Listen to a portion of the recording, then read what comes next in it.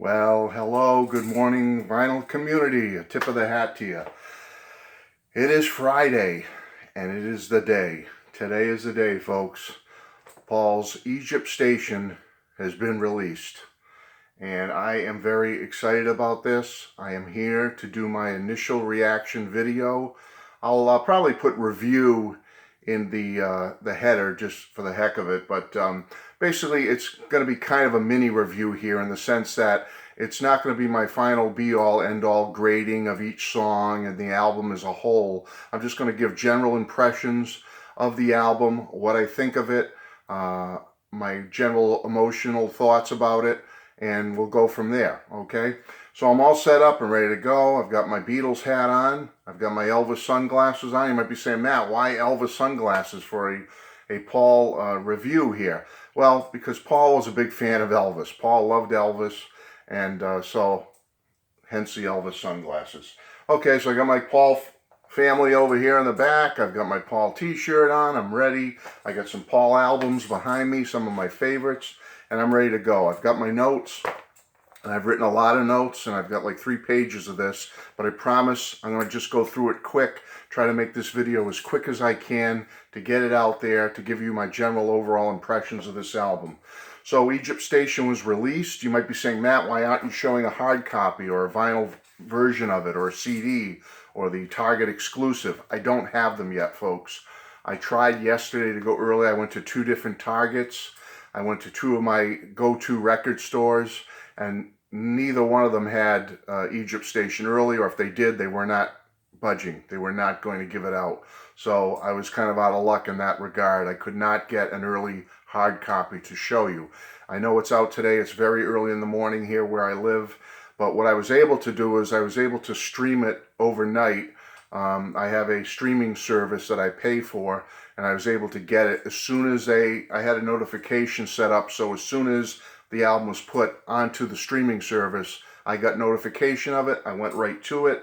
I got the old stereo going. It was kind of late, so I had to wear headphones, but I got the stereo going, and I've listened to Egypt Station now, 2 times through, plus a couple of spot checks here and there. So I think I'm worthy of and ready to give my overall first impressions, my first mini review of this album. Okay, so Egypt Station. It starts with a song called Opening Station, which is, and again, I'm going to refer to my notes, so don't mind. Opening Station starts with some crowd noises, very soothing ambient noise of chatter, and then a nice little choral passages within this opening station. And it kind of, only after 40 seconds or so, it goes right into I Don't Know very nicely, I thought. It's not very long, as I said, but it goes right into the song, I Don't Know. Now, we all know and love I Don't Know, or at least I do. This is a song that I loved right from the first start when I heard it as the new single a couple of months ago. And I'll go back to some notes again. I love the opening piano intro to I Don't Know. It has a nice modern beat once it kicks in. Once that beat comes in, it's just got that groove to it that I love. I love the lyrics to this song. We've all had tough times in our lives, things we have to get through, rough patches and whatnot. And I just love the lyricism of it. I love the way it's like an older person looking back on their life. You know, no one's perfect. We all go wrong at points in our life. We try to fix things. We try to get through things. We try to make amends to people in our lives that maybe, you know, bad things have happened and whatnot. And I just find I Don't Know is a great Paul song. It's just a great classic Paul slower ballady type song, but the message is clear. The lyrics are great song. I love I Don't Know. That goes right into the next single, Come On To Me, which we're all familiar with. I love Paul's bass in this song. I could really hear it good with the headphones on.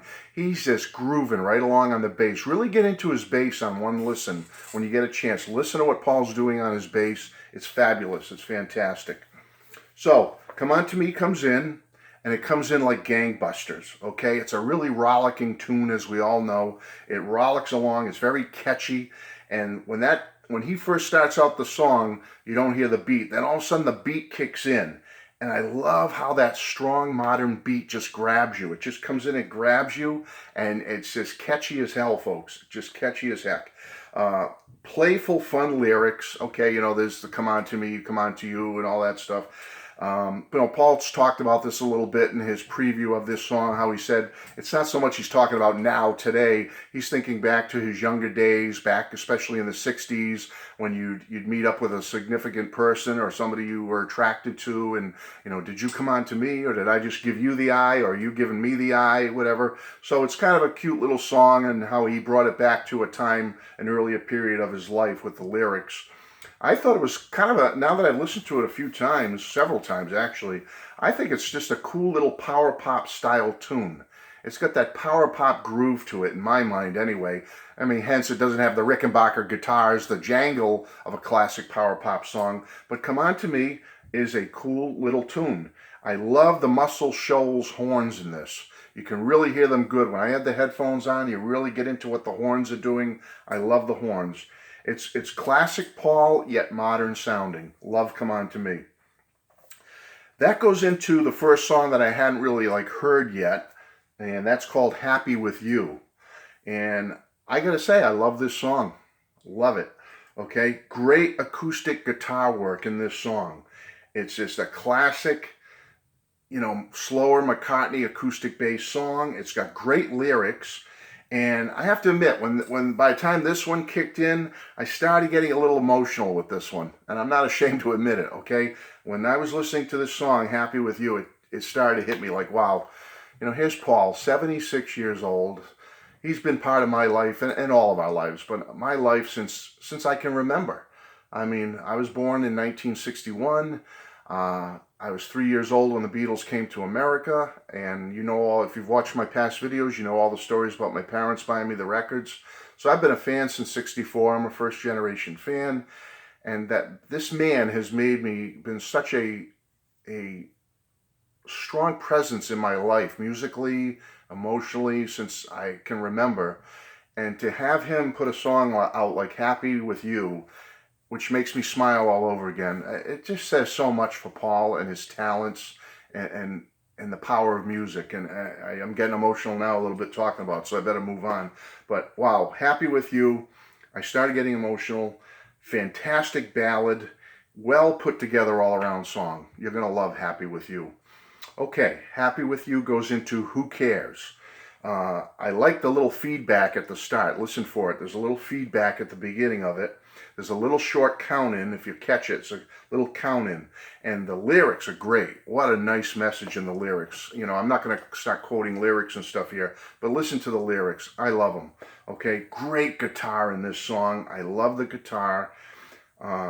It's just rock and roll, and it shuffles along nicely. Great rock song from Paul. I love "Who Cares." Okay, "Who Cares" goes into another song we're all very familiar with called "For You." Okay, we know this is that controversial single, and it has the modern sound to it with the beat, which was produced by Ryan Tedder. It's the only one produced by Ryan Tedder, by the way, and I believe co-written with him. And the rest is with Greg Kurstin, I believe, produced. Okay, so we know about the double entendre and all that, etc. However, if you really get into the official lyrics of it, it's when he's talking about I want to go out and steal, and he says, "I just wanna for you," or "I just want to for you." I mean, we know that's what the official lyrics say, but we know Paul in interviews and that has been a little coy about it and a little bit, back and forth on that. And I know there's that double meaning and all that stuff. It's controversial and everything, but when it comes right down to it, he's not saying the F-bomb, and I don't believe he intends to mean the F-bomb. Maybe he's trying to poke at it a little bit to kind of get us all jazzed up, but when you look at the official lyrics, it's not that. Okay, but besides that, it doesn't matter. The song has a very modern sound. It's not my favorite so far. I think I started out, if you watch my first little short video about it, I was really down on the song. I admit it. I'm not ashamed to say what I said earlier. I gave it an F, I think, in the first video. And then I listened to it several more times, and if you watched my second video about "For You," I went to a C minus, I think, or something like that. And in the context of the rest of the album, I'm going to stick with that, okay? not a terrible song, for the younger people that are into dancing and the beat. It's a good little song, but I'm going to still stick with my C minus on it. It's okay. It's an okay song. After For You, we go into Confidant. Again, I love the acoustic guitars on this album so far. It has a nice little acoustic guitar in the song. It's a slower song, and we now know that it's about Paul's guitar. But, as you know, with all Beatles music, solo and whatnot, is very personal to each and every one of us. So we can make this personal. I know some people have been a little bit disappointed, it's only about his guitar. Because the lyrics are so fantastic, what he's singing about here. About having that confidant in your life, that somebody you can lean on and go to when you need to. But so what? It can be a guitar, it could be music we listen to, it can be if you go golfing, it can be a loved one in your life, a family member, a friend. The lyrics are very open to interpretation. We know he wrote it about the guitar, but I look at it as they're beautiful lyrics because they can apply to so many things in our lives, and to so many of us can relate to this type of message. So great message, great lyrics on Confidant. And again, I like the guitar break. There's a nice little acoustic guitar break in this song. I think you're going to like it. The voice on Paul, this is where I first start to notice his voice a little bit. It's not bad though. It's Paul's voice in 2018, but it's just fine. It's okay. There's nothing wrong with it. I think he sings okay. He's 76, folks. God bless him, and he's still putting out music like this. The man is he's amazing. He's amazing. Okay, Confidant goes into People Want Peace. This is the first song where I could kind of say, it's straightforward. It's a typical peace message. I like the harmonies. They're layered harmonies. Listen for those. Has a cool little beat to it. And I like the way Paul sings it. He sings it very well. It has a very bouncy, Beatlish Paul beat to it, is what I wrote. It's very anthem-like. And, at the end it builds into a nice little anthem-type song. And it's a cool little tune. I don't dislike People Want Peace, but I won't put it as high as the previous bunch of songs I just talked about. I love all those. This People Want Peace is the first one I went, okay, it's good. I like it. I could listen to it again. There's nothing wrong with it. Hand in Hand is next. It's a piano ballad at the start. Paul sings in a higher register, and it's good. I like the way he sings this song. And what I love about this song is it's a beautiful ballad for people who are in love. This could be somebody's wedding song. It's so nice. I love it. I think it's a flute. There's a nice little flute solo in the song, and there's some flourishes of what I believe to be flute in the song, and it's a nice touch. I like the flute in the song, if that's what it is. Hand in Hand, great song. Dominoes. Okay, during some of the parts of the song, he's singing in his higher register voice, which he handles just fine. And again, I go back to the beat. There's some great beats in this album, folks. I like the beat of Dominoes. I like the guitars. The guitars are cool. It has a nice mid-range beat with a cool vibe. That's what I wrote. Nice tune, cool vibe, nice lyrics. He sings it great. The guitars are in the background, so really listen for them. They're subtle, but yet they're really rockin' cool as far as I can see. I really like them. It has a nice cool groove near the end with some guitars and some effects. Okay, so Dominoes, thumbs up. I like it. Again, so far, they're all pretty much thumbs up. Like I said, For You is the only one I give like a C minus. Maybe, somewhere in a C range for You. The rest of them so far are B's and up. B's and A's. But again, I'm not really wanting to grade songs here, so I'm going to back off of that. Okay, Back in Brazil is next. And this one is the one I can take it or leave it. This one is probably my least favorite on the album. It has a nice organ in it. It's got a groovy Latin beat to it. I think it's a clarinet or a flute, but it has a nice clarinet or flute passage in it. It's a nice tune to dance to if you want to dance to that nice Latin beat and get down and dirty with somebody, whatever, do your little dance moves. It's probably good for that. But it's the first one that really didn't grab me. Back in Brazil, it's okay. It's not like, oh my God, I have to turn this off, it's so terrible. No, it's okay, but it didn't jump out at me. Compared to the rest so far, if you told me, Matt, you have to skip one song on the album, this is the one I'd probably skip, Back in Brazil. Okay, Do It Now. It's a slower piano ballad. It's about doing something before it's too late. I love the lyrics of this song. Like tell someone you love them before you can't tell them anymore. Or get something done that you wanted to do for a long time and you finally want to get it done. Do it before it's too late. So you have no regrets. So tell that person how you feel about them and have no regrets. Just go for it.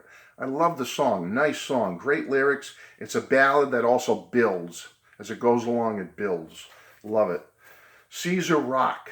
Okay, has a really cool opening with some backwards tapes and some backwards loops. Look for that. Cool beat. Again, I go back to the beats. Paul he grabs me with the beats in this album. I like Paul's rock and roll voice. He's got that Paul rock and roll voice on this one, and I like it. He sings it really good. It's a cool rock tune. I like the groove. It's got a subtle, cool guitar licks in it. You got to listen for them, but there's little guitar fills here and there, and I love them. They're really good. It's a great rock tune for Paul. I just think it's a nice little rock and roll song, and I'll definitely be coming back to this one. I liked it that much. Yeah, it's a rock song. I wrote a note here. It's a rock song, but it's got a groove to it, if you know what I mean. It's not straight like, typical rock and roll. It's rock, but with that little smooth groove. Check it out. And check out Paul's bass in this one. It's a really nice bass run throughout the whole song in Caesar Rock. Okay, Despite Repeated Warnings is kind of one of the two that are very long, over 6-minute songs on this album. It's very grandiose as far as, piano-based McCartney song. Kind of like, it reminded me in the beginning of like Beautiful Night from Flaming Pie. It's got, in the beginning of it, it's just got that bombastic kind of typical Big Paul piano song sound going for it.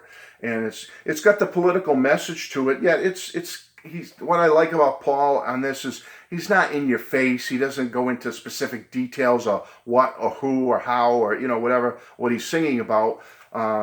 People can make their own interpretations. But what I like is he kept it kind of subtle. He just kept the political message. It's there, but it's subtle.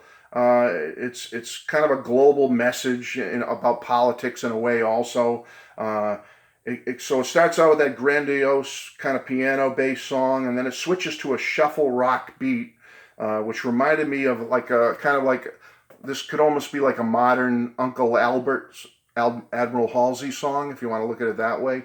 It's got the different parts to it where it changes tempo, it changes melody, and so it reminded me of that. That's what jumped out at me. It's like, oh, Uncle Albert 2018. It's got kind of that modern, but with a modern flavor to it.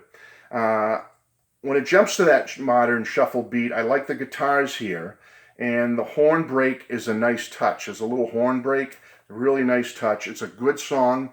Paul sings it great.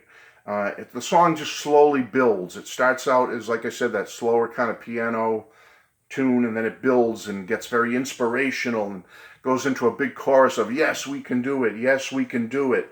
And then it settles down back into that slower beginning. So it's a really great, one of those bombastic type Paul production songs, and it's fantastic. I love it. Okay, after Despite Repeated Warnings, we go into Station 2, which is back to that ambient, like station kind of noise with a choral flourish through it. Nice little vibe, cool little way to calm down after Despite Repeated Warnings. And then boom, we go into a big opus called Hunt You Down, Naked, and C-Link. The Hunt You Down part, I like the guitar at the start. Listen for the guitar at the start of it. And it just picks up from there, Hunt You Down. Can I say, it kicks ass. I like this song. I wrote down kicks ass, so darn it, I'm going to say it.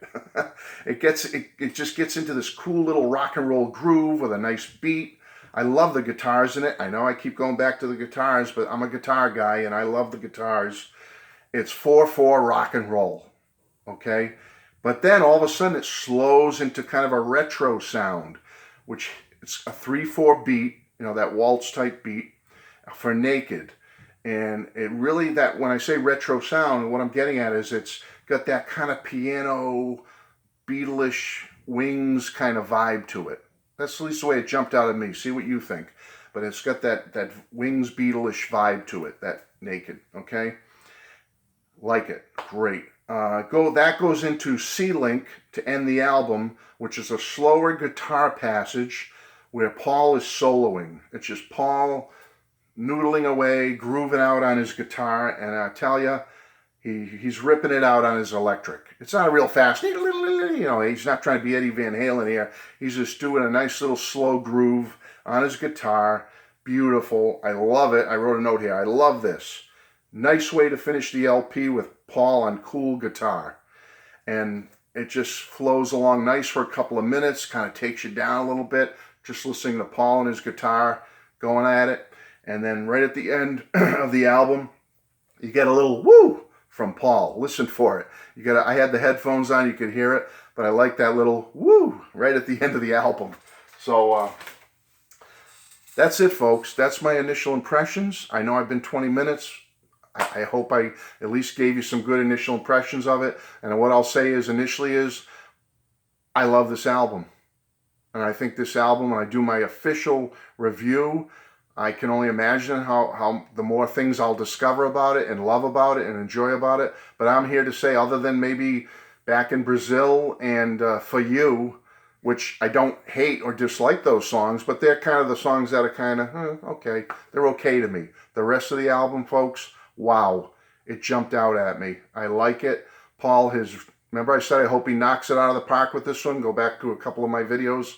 I think he has, folks. I think the more I listen to it and the more we get feedback from each other, I think Paul knocked it out of the park with this one.